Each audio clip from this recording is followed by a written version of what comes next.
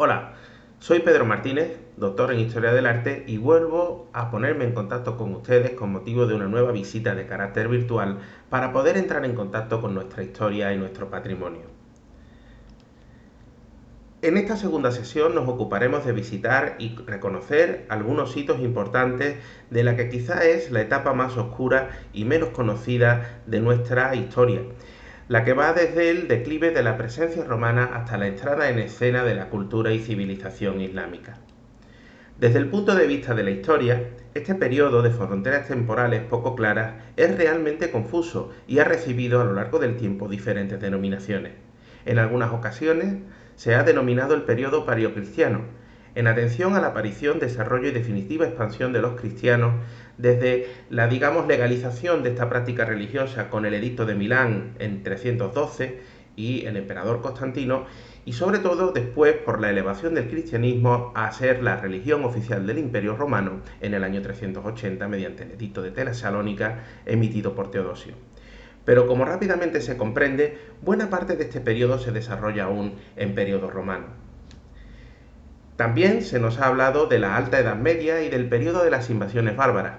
especialmente, y para lo que nos toca nuestro territorio, invasiones de vándalos y visigodos, atendiendo al dominio político vigente desde el declive del Imperio Romano hasta la llegada de los musulmanes. Para lo que nos ocupa es una etapa mucho más compleja, al menos para el contexto territorial sevillano, y donde están en juego muchas más realidades culturales y artísticas que estrictamente las bárbaras, donde curiosamente entran en juego una gran continuidad y relación con el mundo de la antigüedad antes que con lo que vamos a considerar nosotros puramente como medieval. Es por eso que desde hace algunas décadas viene funcionando una nueva denominación mucho más abierta y permeable para todo este periodo tan complejo que es tardoantigüedad. Un término que viene a prologar temporalmente, en algún otro sentido, pues algunos siglos más de lo que convenientemente se ha estimado que acaba con la caída del Imperio Romano. Por tanto, esta tardoantigüedad quedaría definida temporalmente entre el final del dominio imperial romano, que para la vieja colonia de Iulia, Rómula, Hispalis supone los inicios del siglo V, y la irrupción de la cultura islámica a principios del siglo VIII. Por tanto, 3 siglos de historia. Entre los años 409 y 412, diferentes pueblos germánicos se reparten la gran península ibérica, la Hispania romana, correspondiéndoles a los vándalos silingos la provincia bética, que es donde está encuadrada Hispalis, haciéndose con ella el año 411. A partir de aquí, la ciudad será tomada sucesivamente por diferentes invasores germánicos: los vándalos asdingos de Gunderico en el año 426, los suevos gobernados por Requila en el año 441 y finalmente los visigodos, que la controlarían hasta el siglo VIII, aunque durante un tiempo desafiados por la presencia bizantina en la costa mediterránea. En efecto, y aunque como acabamos de ver se conocen algunos datos históricos, se trata de la etapa más oscura y menos conocida de todas cuantas componen nuestra secuencia histórica. Es algo ciertamente lógico, en tanto que tras el enorme foco de luz y trascendencia cultural e histórica, política y social que supone Roma, lo que se sitúa en su contorno y sobre todo inmediatamente a continuación aparece ensombrecido, cuando no anulado, viéndose esta parte como el declive hacia la sombra a partir de un periodo de esplendor. Por tanto, nuestro relato arranca hoy donde lo habíamos dejado en nuestro anterior paseo patrimonial, en el contexto de la colonia Iulia, Rómula, Hispalis, en el periodo bajo imperial romano y, entre otros, en el entorno de las setas de la Encarnación y el formidable yacimiento arqueológico musealizado que es hoy Antiquarium. Se trata de una ciudad, como ya sabemos, fuertemente ligada al río Betis y que vive y se alimenta fundamentalmente del comercio portuario. Hispalis sigue siendo un importante punto estratégico, lo que hoy llamaríamos un nudo logístico, donde se concentraba, almacenaba, contabilizaba y exportaba directamente a la capital romana buena parte del grano, el aceite y el vino que se empleaba en Roma. La ciudad era famosa por su riqueza, no solo por la intensa actividad comercial, sino también por la calidad de los productos con los que comerciaba. Unos productos, especialmente el aceite de oliva, que provenían de todas las comarcas de la Bética, donde ya entonces el principal cultivo era el del olivo, destinado fundamentalmente a esa producción oleícola. El aceite, que se obtenía en molinos repartidos por todas las comarcas, era transportado hasta Hispalis y allí se concentraba y almacenaba en diversos almacenes de la ciudad. Posteriormente, el aceite era embarcado por consignatarios imperiales, los olearios, de los que ya vimos las lápidas conmemorativas al pie de la Giralda, y eran llevados a Roma, en ánforas de barro cocido, que también eran producidas en Hispalis y en las poblaciones de su entorno, como la actual Alcolea del Río. Existen muchos testimonios artísticos conservados en los museos andaluces que nos reflejan estas actividades agrícolas y también la actividad comercial, como estos que se muestran de la recogida de la aceituna, los procesos del lagar del vino e incluso el transporte en barco de estas mercancías. Se trata, por tanto, de una bonita huella artística de la actividad humana que se desarrollaba en estos años. La producción cerámica en Hispalis estaba muy desarrollada y especializada, en tanto que existían diseños específicos para cada mercancía. Las ánforas estaban especialmente pensadas para ser amontonadas en las bodegas de los barcos, siempre identificadas con el sello del consignatario, el origen del producto, mediante inscripciones incisas en todas las ánforas, que nos han permitido después identificarlas allí donde aparecen. Estos detalles permiten no solo localizar y estudiar todo el proceso, sino que los arqueólogos han desarrollado la investigación identificando no solo los materiales cerámicos, sino también su procedencia mineral, las inscripciones y a quienes pertenecían, e incluso el contenido de estas ánforas a través del análisis químico de los restos. Estas ánforas eran envases no retornables y una vez vaciadas en Roma de su contenido, eran desechadas en un vertedero específico para ánforas. Un lugar muy curioso que hoy conocemos como el Monte Testacho, literalmente una montañita, una colina hecha a partir de vasijas rotas y amontonadas por siglos y siglos, y donde se han identificado miles de piezas procedentes de Hispalis, así como los nombres de los sucesivos consignatarios, determinando pues el origen de cada una de las mercancías. Se trata, este Monte Testacho, de una especie de libro de registro de operaciones comerciales en forma pues, de gran vertedero que hoy es un montículo que se puede visitar en la capital romana. Volviendo a nuestra Sevilla, mejor dicho, a la colonia Iulia Rómula Hispalis, y a propósito de lo que estamos hablando, la primera parada de nuestro recorrido de hoy es precisamente un yacimiento arqueológico de enorme importancia y que actualmente es inaccesible, puesto que se ubica bajo uno de los patios del edificio del Hospital de las Cinco Llagas, actual sede del Parlamento de Andalucía. Un yacimiento que supone el punto de partida para la historia, que como acabamos de ver, termina en el Testacho de Roma. A finales de los años 80, cuando se estaba preparando este monumental edificio para servir como sede institucional del órgano representativo del Poder Legislativo en Andalucía, y dentro de las preceptivas operaciones arqueológicas, fue detectada y excavada una flígina, o lo que es lo mismo, un conjunto de hornos destinados a la producción cerámica. Los arqueólogos lo han identificado como un gran centro alfarero, cuya actividad comprende entre los siglos I y III después de Cristo, que estaría alineado con el cardo máximo de la ciudad, primero hacia la puerta romana de la muralla, en las inmediaciones de lo que hoy es la iglesia de Santa Catalina, y enlazando con la salida hacia el norte y la Vía de la Plata, lo que actualmente es la calle San Luis, que enlaza con la nueva puerta norte que se abrirá en periodo islámico en la Macarena, también cerca del curso del río, puesto que el destino de la producción cerámica de estos hornos estaría claramente dirigida al comercio marítimo. Por tanto, es lógico que esta industria, que es una industria que genera polución, se situase cerca de los centros de abastecimiento y comercialización de la ciudad, pero no dentro de la misma. Como puede verse en este plano de las excavaciones, donde se aprecia la silueta del actual Palacio del Congreso de Andalucía y el antiguo Hospital de las Cinco Llagas, El complejo alfarero tenía una considerable envergadura, lo que justifica ese alejamiento del núcleo de población de Hispalis, puesto que en la Roma imperial ya había leyes que ordenaban la distancia convenientemente alejada de la población a la que debían situarse aquellas actividades según el tamaño de las mismas, debido a las molestias que la actividad alfarera, con gran cantidad de humos y olores, pues generaba para la población. Las reconstrucciones que se han realizado a partir de las evidencias obtenidas en las excavaciones arqueológicas señalan a un importante centro de producción, en el que se podrían elaborar cientos de ánforas cada día, utilizando alternativamente los hornos para su enfriamiento. Estas restituciones y las fotografías de los yacimientos nos dan buena idea de la envergadura e importancia de este centro de producción. Otra cuestión importante que es señalable en este sentido es la certificación del nivel de importancia de la cerámica industrial que ya se alcanzó durante la antigüedad en Sevilla.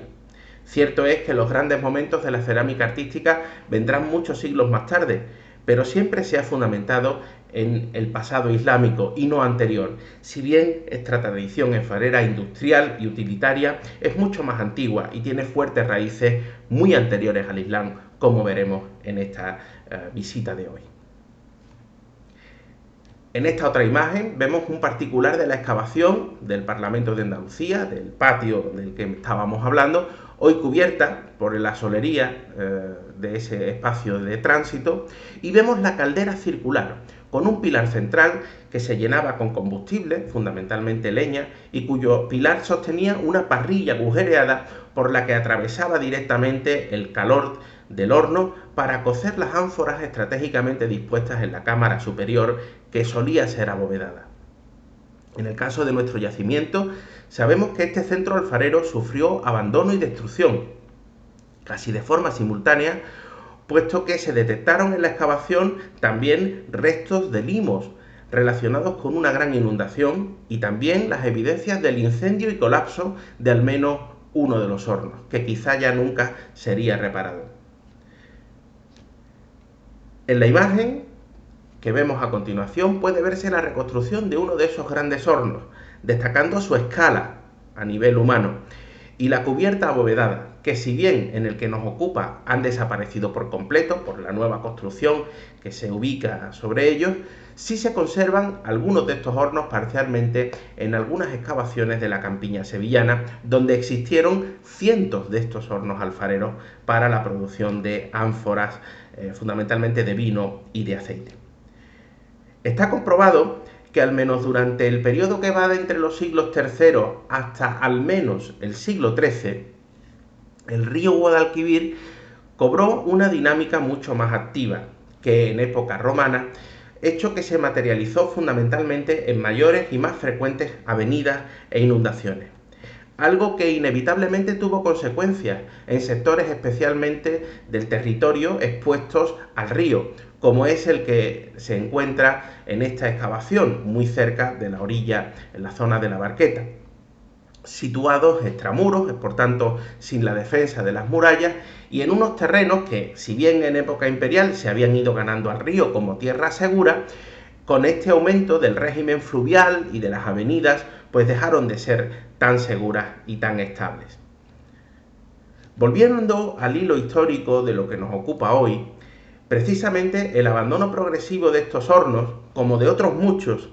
que se ha supuesto a partir de mediados del siglo III,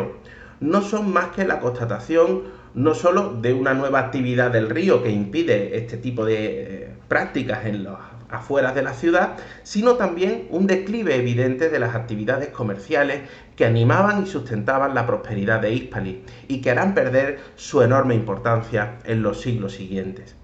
Sabemos que este declive viene por una etapa de crisis en la que, como consecuencia de la inestabilidad política y la falta de seguridad en las rutas comerciales, se interrumpe la demanda de materias primas por parte de la capital romana y de otras ciudades importantes que eran abastecidas por Sevilla. Al producirse el desmantelamiento del comercio oleícola con la capital romana, dejan de ser necesarios tantos hornos, tantas ánforas, tanta producción, etc. De hecho, en este periodo y como consecuencia de los cambios e inestabilidad política, la vida en las ciudades comenzaría a ser cada vez menos segura por los ataques de piratas y las hordas de diferente tipo, a veces de bárbaros, que en incursiones esporádicas y otras veces por grupos autóctonos organizados que actuaban como pequeños ejércitos que de igual manera pues saqueaban y destruían aquello que había dentro de las ciudades. En consecuencia, se va a dar un proceso de ruralización que derivó en un especial auge de un modelo de vivienda diferente, las villas romanas, villas de explotación agrícola, que no son otra cosa que el germen original de los sistemas tradicionales de nuestros cortijos, haciendas y lagares, que son los que han ordenado y modulado la producción agrícola en nuestro territorio desde entonces. Es por eso que durante los siglos que van entre el año 400 al 700 aproximadamente, la ciudad de Sevilla va a ser testigo de un cierto letargo desde el punto de vista de su propio desarrollo, lo que tendrá consecuencias, lógicamente, en el plano monumental y artístico. Como consecuencia, la ciudad no necesitará ampliar su recinto amurallado en estos años. Antes, al contrario, en las excavaciones arqueológicas de los grandes yacimientos, como el de la Encarnación, se ha constatado cierto nivel de abandono generalizado, detectándose la reutilización de no pocos solares intramuros como vertederos y zonas de cultivo intramuros. Aunque no está documentado fehacientemente, se ha pensado que los elementos monumentales propios del esplendor romano se habrían mantenido en pie y con algún uso al menos hasta el siglo V. Esto es al menos lo que se ha pensado para la gran cisterna de la Plaza de la Pescadería, así como para el pórtico monumental del que nos quedan restos en la calle Mármoles. En otros ejemplos excavados se ha pensado en que el mantenimiento de los edificios estuvo quizá condicionado a procesos de reutilización práctica, como se apunta para la instalación de los primeros centros de culto cristiano, de los que se han propuesto evidencias en el patio de banderas y en la Encarnación. Aunque también habrá elementos de nueva creación monumental, como es el caso de la necrópolis martirial que se ha identificado en el sector de la Trinidad y que también veremos en la visita de hoy. Lo que nos lleva al siguiente capítulo de nuestro recorrido, la huella cristiana en la ciudad tardoantigua de Sevilla. Se suele considerar que desde fines del siglo IV, al menos, se pusieron en Hispania las bases para una cristianización progresiva de la topografía urbana mediante la consagración de iglesias intramuros y la construcción de grupos episcopales, así como la elección de elementos martiriales fuera de las murallas de las ciudades. Pero esta monumentalización de la ciudad no fue instantánea ni mucho menos inmediata. Aunque no se han logrado evidencias documentales ni materiales al respecto, siquiera para la especulación, lo más lógico y lo que sí se ha podido verificar en otros núcleos de población similares al de Hispali es que el cristianismo floreció a partir de pequeñas comunidades judías que habrían sido evangelizadas desde tiempos apostólicos, germinando en estas las primeras comunidades cristianas que habrían celebrado sus ritos colectivos bien en casas particulares más o menos adaptadas a las necesidades de un culto, para el que no estaba definido ni conviviendo con otras religiones activas en Roma en edificios específicos. Habrá que esperar a la definitiva legalización del culto cristiano y sobre todo a la elevación de la religión oficial del imperio por parte del cristianismo a finales del siglo IV para comenzar a ver la repercusión monumental de la presencia cristiana en las ciudades. Podemos remontarnos, en el caso de Sevilla, al final del siglo III para conocer los primeros datos para la comunidad cristiana de la ciudad. El relato más importante, sin duda, es el que nos habla del martirio y pasión de las santas Justa y Rufina, hoy patronas de la ciudad, alfareras que fueron sacrificadas por orden del gobernador Diogeniano, tras negarse éstas a adorar a la diosa Salambón. Sus restos fueron rescatados por el obispo Sabino, quien les dio sepultura en el cementerio cristiano de Sevilla, llamado después, según la tradición, Prado de Santa Justa, una necrópolis que podría haberse identificado y de la que hablaremos con detalle a continuación. La existencia de este camposanto refuerza la tesis de que una comunidad cristiana a orillas del Guadalquivir en aquella época pues ya estaba fuertemente afianzada. pero el dato más fiable de la presencia de esta comunidad es la identificación del obispo Sabino, un personaje perfectamente documentado que sabemos asistió al concilio de Elvira entre los años 300 y 306 y que sabemos que pues era el obispo de la ciudad de Sevilla.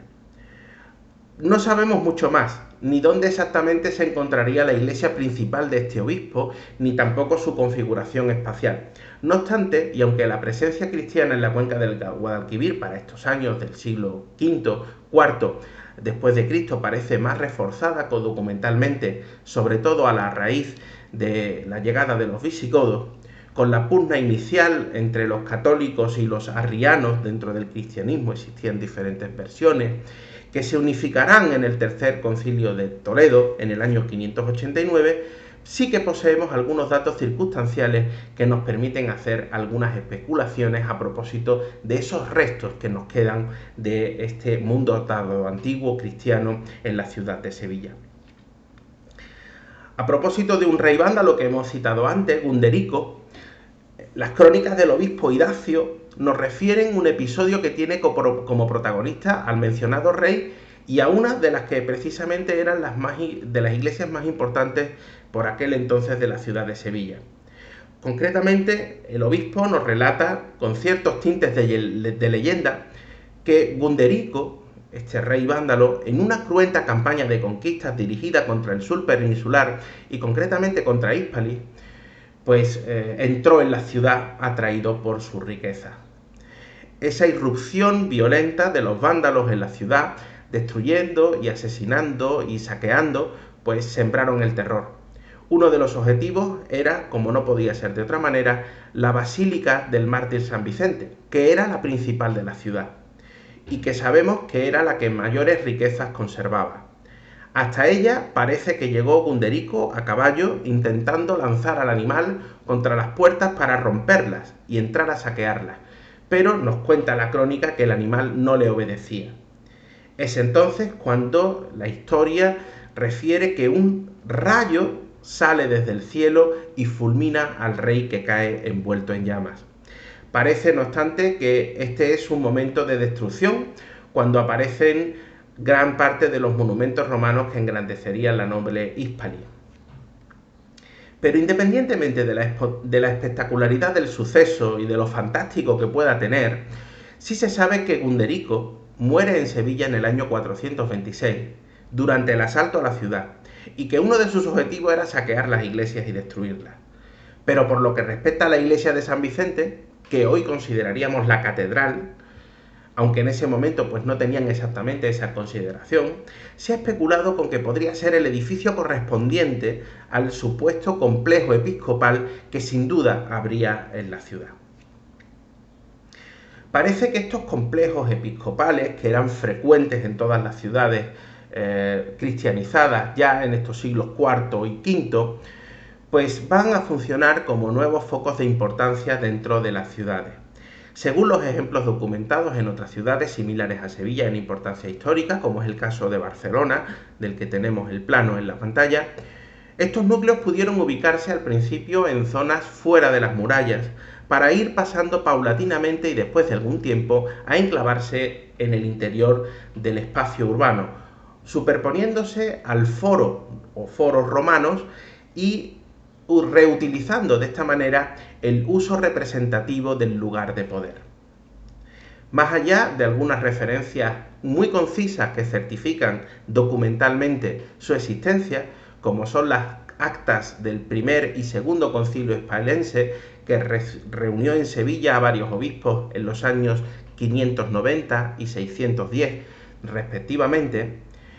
precisamente en ese complejo episcopal, y que tendría ese complejo episcopal, aparte de la iglesia principal, un baptisterio para los bautismos, una sala de reuniones, un atrio, el propio palacio residencial del obispo y una biblioteca, muy similares en su distribución. Pensamos a algunos ejemplos peninsulares como el de Barcelona que acabamos de ver, y como este otro que tenemos del Tolmo de la Minateda en la provincia de Albacete. Para el caso del Sevilla no se sabe exactamente cuál sería la ubicación de este complejo, por lo que el asunto queda todavía hoy en el territorio de la especulación. Una especulación que para algunos autores pues los ha llevado a localizar este centro episcopal, este lugar de poder, en precisamente el Foro Romano, en el que sigue siendo el ejemplo de otras ciudades romanas. Supuestamente, en el caso de Hispali, se habría reutilizado la Basílica Civil Romana como un templo cristiano y de alguna manera, pues diversas fuentes nos hacen coincidir con el contexto de la que después será la mezquita de Ibn Adabás, en el lugar donde hoy se alza la Iglesia Colegial del Divino Salvador. Aunque no existen pruebas documentales suficientes ni arqueológicas concluyentes para determinar esta identificación. Para otros autores, el complejo episcopal sevillano se hablaría como en otras ciudades cristianizadas, se hallaría en las afueras del recinto urbano, lo que ha llamado la atención por la construcción de un uso religioso que se ha identificado en las excavaciones del patio de banderas desde los años 70 y que coincidiría con la cronología que manejamos para mediados del siglo V. En primer lugar, la presencia de elementos de acarreo, tanto de época imperial como también tardoantiguos y visigóticos, en los restos del antiguo patio de abluciones de la mezquita de Ibn Adabás, o Iglesia del Salvador, nos han permitido especular con la teoría de la reutilización del espacio de poder, dado que ese emplazamiento es el propuesto para la basílica del Foro Imperial Romano, donde se habría reutilizado la basílica civil y de donde procederían pues estos restos que se conservan dentro del patio actual de los Naranjos del Salvador. No obstante, el hecho de que se sabe fehacientemente que la mezquita se funda en el año 829, la primera mezquita islámica, la de Ibn Adabás, es decir, más de 100 años más tarde de la llegada de los musulmanes, y de que en las exhaustivas excavaciones que tuvieron lugar con motivo de la restauración de la iglesia colegial en los años 2003 y 2004, en las que se profundizó más allá de los niveles islámicos, no nos han proporcionado evidencias suficientes sobre la presencia de un complejo episcopal como el que estamos buscando, al que se le supondría pues cierta entidad monumental más allá de estos elementos de acarreo. Esta circunstancia ha hecho descartar por este momento la posibilidad de que sea debajo del Salvador donde se encuentre esa antigua iglesia episcopal sevillana del periodo tardoantiguo. Para otros autores, la prioridad pues ha sido casi una obsesión en localizar ese núcleo episcopal, y como se ha podido ver, pues esa obsesión de los arqueólogos sevillanos, que durante los últimos 50 años pues han intentado localizar las evidencias para poder ubicar los famosos pero nunca encontrados edificios del núcleo episcopal, les ha llevado a pensar que cualquier hallazgo, por pequeño que sea, pues puede ser identificado como parte de esos núcleos episcopales. Precisamente eso es lo que llevó a pensar en el definitivo hallazgo de aquello a lo que las fuentes hacen referencia en el subsuelo del patio de banderas del Alcázar.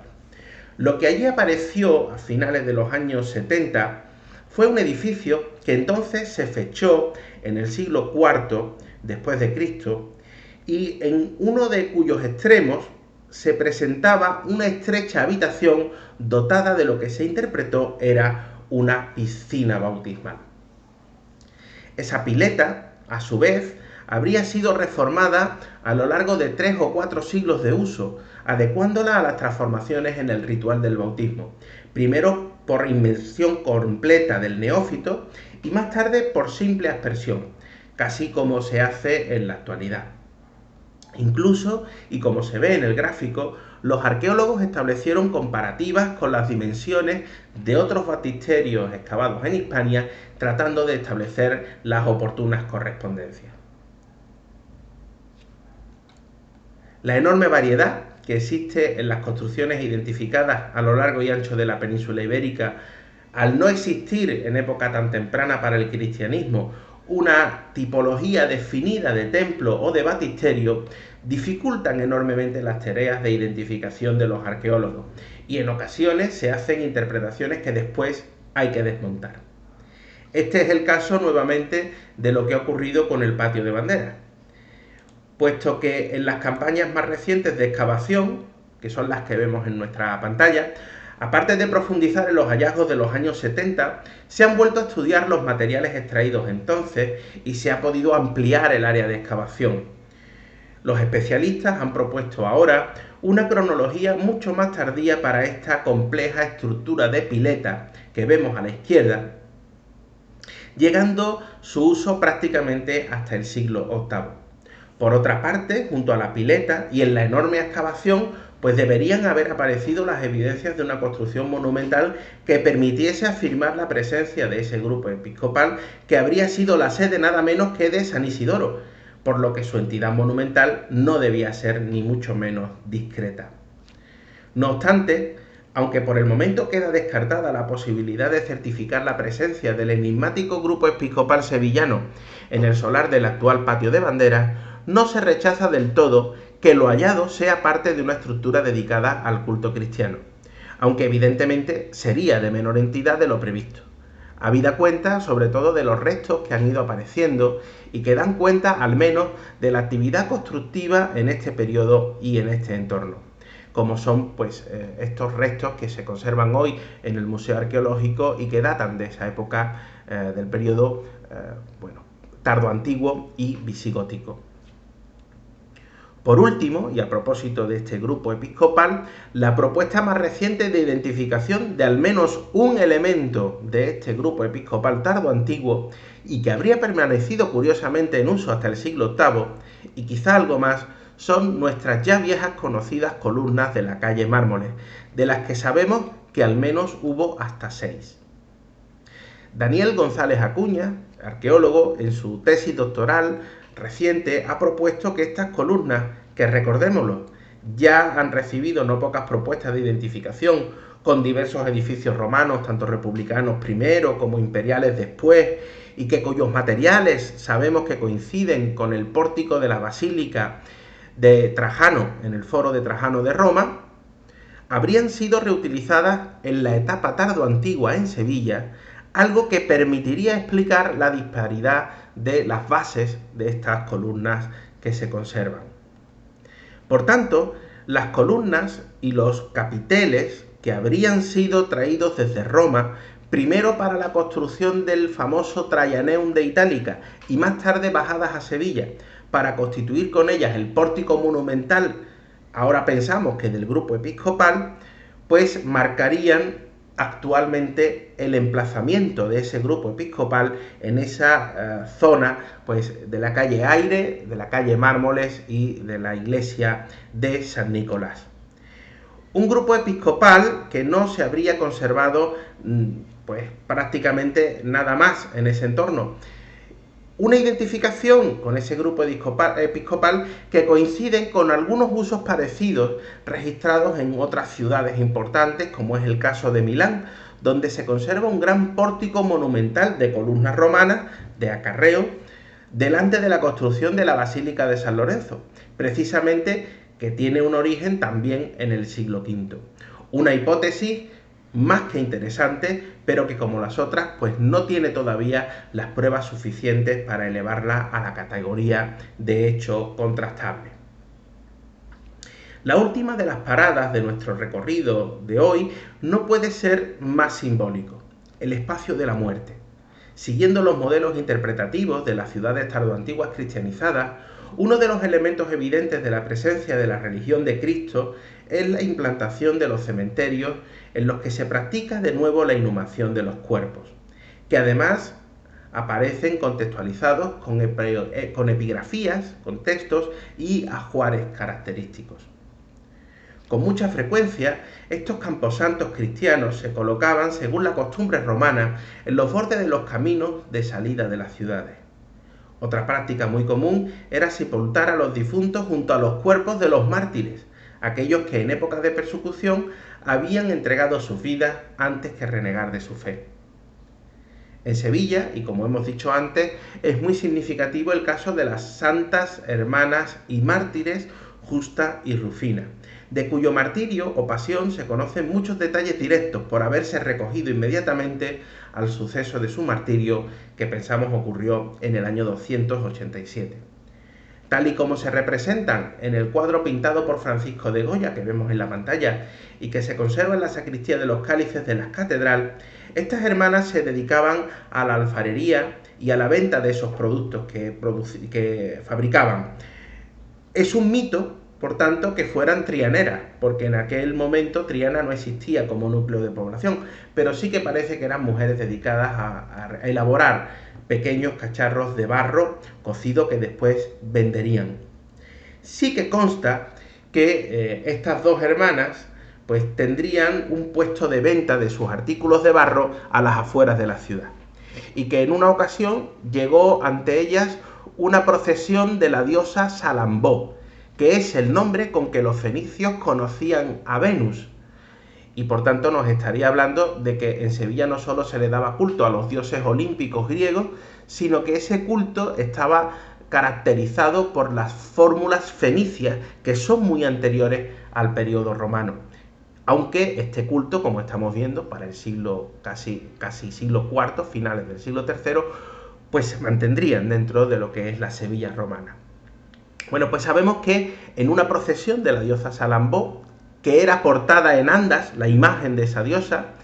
y que los integrantes de la procesión iban pidiendo limosna para la celebración de un culto denominado Adonía, en honor del amante de Venus, Adonis, y que se celebraban esos cultos a mediados de julio, rememorando la muerte y resurrección de Adonis, ese amado de Venus que había fallecido y que después había sido resucitado.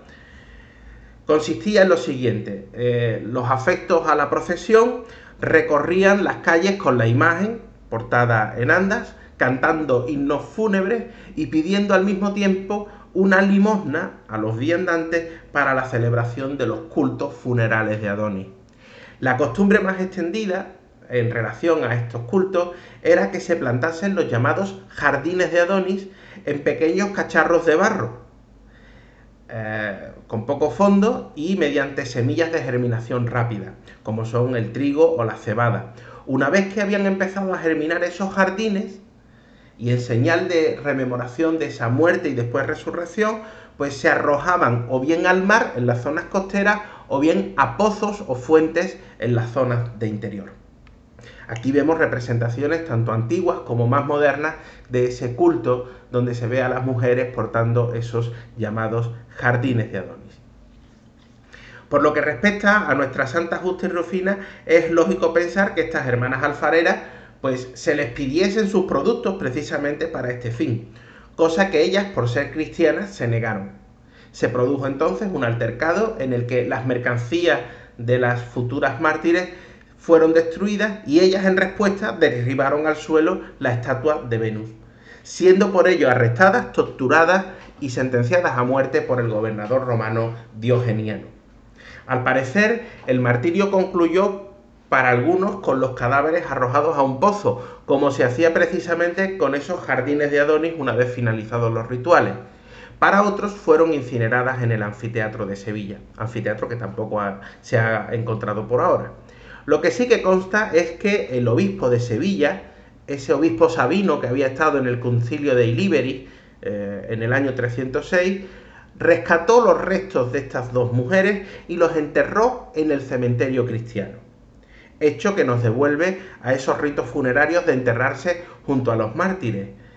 aunque en este caso sea al contrario, el hecho de llevar los cuerpos de los mártires donde están los demás enterramientos de los cristianos, dotándolo a ese cementerio pues de un carácter martiriano. A finales del siglo XX, y con motivo del derribo de un conocido concesionario de vehículos y de forma previa a la construcción de un enorme edificio de vivienda, se realizaron excavaciones arqueológicas en la confluencia de las calles Carretera de Carmona y Ronda de María Auxiliadora, dando como resultado la aparición e identificación de una importante necrópolis monumental tardoantigua. Concretamente, las excavaciones sacaron a la luz hasta 9 niveles diferentes de enterramientos, que abarcan desde la época del Alto Imperio hasta el mismo siglo XVII, en lo concerniente al menos a los enterramientos. El periodo más importante se ubica, tanto en cantidad como en importancia, en el siglo V, cuando se registra una potente monumentalización de los enterramientos que van a adquirir incluso el formato de mausoleos familiares. Aquí vemos el proceso de excavación, el momento del solar derribado, y aquí vemos la recreación que se ha propuesto después de las excavaciones arqueológicas y que nos muestra pues un cementerio, un camposanto ubicado al borde del camino, según la costumbre romana, y plagado de esos mausoleos tardoantiguos, que muy probablemente estén relacionados con las llamadas sagradas cárceles, que se conservan todavía hoy bajo el antiguo complejo conventual de los Padres Trinitarios y que hoy es la Basílica de María Auxiliadora y el Colegio de los Salesianos de la Trinidad, donde se puede visitar todavía pues una escalera y un pozo donde se supone que es donde estuvieron presas Santa Justa y Rufina. Por tanto, aquí se habría identificado no solo el lugar del martirio y encarcelamiento de la santa, sino también el lugar de su definitivo enterramiento por parte del obispo Sabino. Este sería ese cementerio cristiano del que estamos hablando. De lo que no nos cabe ninguna duda es que existe constancia de pues una huella, una memoria en la toponimia del sector situado extramuros de la ciudad, entre la Puerta de Córdoba y la Puerta de Carmona, que ha mantenido indeleble el recuerdo de las mártires Justa y Rufina. Allí está el Prado de Santa Justa, allí está el llamado Campo de los Mártires, que son nomenclaturas todavía hoy activas. Incluso se tiene constancia de que cercano al monasterio de los Padres Trinitarios se ubicaba una ermita dedicada a la santa, quizá un recuerdo de ese antiguo martirium que ahora tendría una nueva importancia con la ubicación de esta necrópolis de la que estamos hablando, nuevamente vinculable a los lugares donde habían estado presas y después enterradas las santas, y que se puede apreciar en la parte superior de este detalle del plano de Brambila que hace en el siglo XVII de la ciudad de Sevilla pues este grabador, en el que todavía se identifica ahí con el número 30 la ermita de Santa Justa y Santa Rufina. De lo que tampoco cabe duda es que poco a poco vamos uniendo las piezas dispersas de este enorme puzzle que es la Sevilla tardoantigua, de esa etapa oscura y todavía muy enigmática por la que hoy hemos hecho nuestro recorrido, que finaliza precisamente en este contexto que se ha recuperado y parte del cual es visitable según las actuales normativas urbanísticas que permiten la puesta en valor de un patrimonio tan frágil como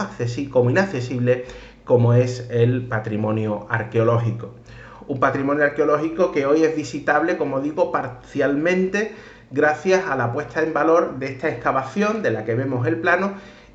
y algunas fotografías antiguas que nos permiten ver pues, los detalles de esos enterramientos y de algunas de las estructuras como las más importantes, ¿no? Los mausoleos con estructura basilical y ábside semicircular, dotado de una cripta, incluso para enterramientos de importancia, o otros enterramientos mucho más humildes, mucho más discretos, que compondrían pues esa agrupación de inhumaciones cristianas en el contexto de la Trinidad. Por tanto, es un recorrido por lo que es la Sevilla de la tardoantigüedad, abarcando pues desde ese declive comercial que hemos visto con la desaparición de los hornos alfareros, esa propuesta de identificación numerosas veces del grupo episcopal que todavía no termina de aparecer con claridad y del lugar del culto definitivo y funerario de los cristianos como es el cementerio de la Trinidad. A todos les agradezco la atención y espero que hayan disfrutado nuevamente con este nuevo recorrido virtual. Muchas gracias.